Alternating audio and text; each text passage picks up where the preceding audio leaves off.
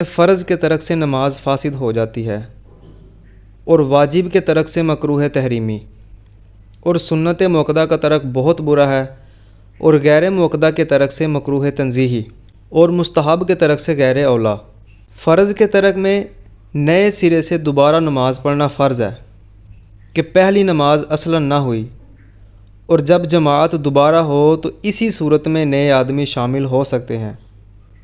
یعنی امام صاحب نماز پڑھا رہے ہیں اور فرائض میں سے کوئی فرض ان سے چھوٹ گیا نماز پڑھاتے ہوئے، تو نماز جو ہے نا وہ فاسد ہو جائے گی، دوبارہ سے نئے سرے سے پڑھنا فرض ہو جائے گا کیونکہ پہلی نماز نہیں ہوگی۔